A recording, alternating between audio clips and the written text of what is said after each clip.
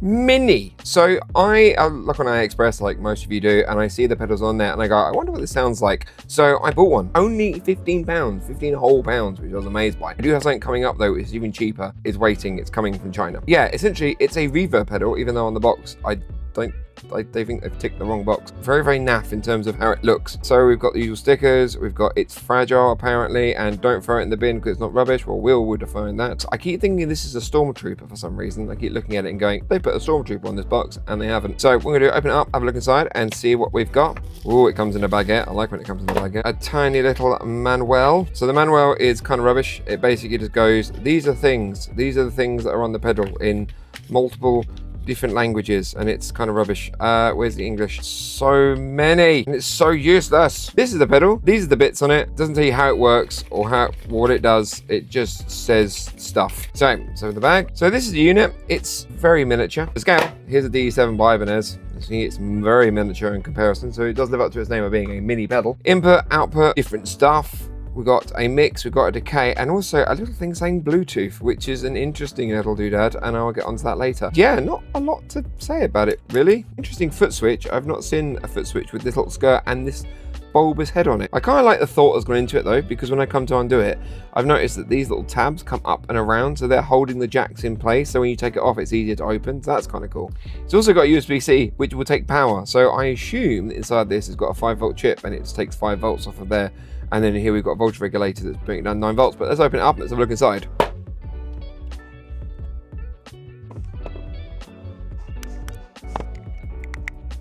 Oh, that took 3 days because the screws are made of pig iron. And this one has completely threaded. And yeah, oh, it's gone now.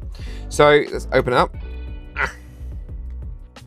Give me your secrets, pedal. Give me your secrets. Does not want to come undone. Oh, it's difficult.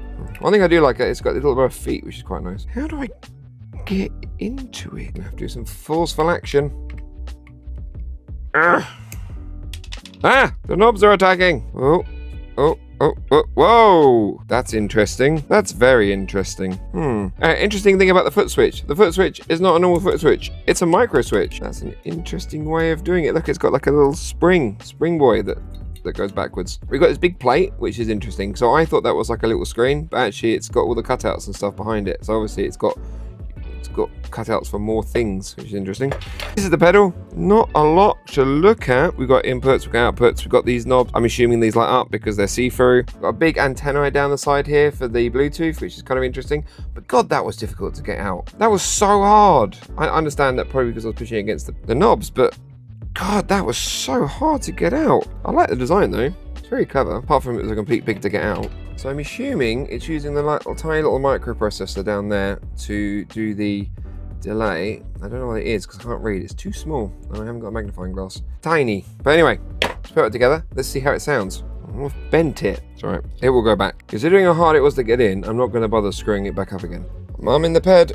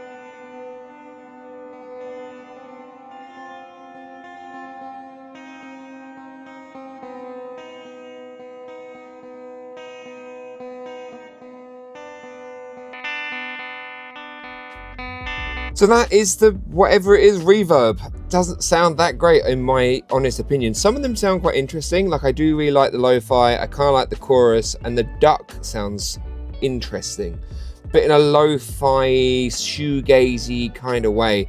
This is not a fantastic reverb. It's a lot to get sound out of it. Now, the one last thing that's kind of interesting about it is it has Bluetooth. And so what you can do is you can plug your phone in and you can actually send your phone audio to the pedal. So, and that's kind of a weird oddity. I don't know why they would add that to this, but that's what it can do.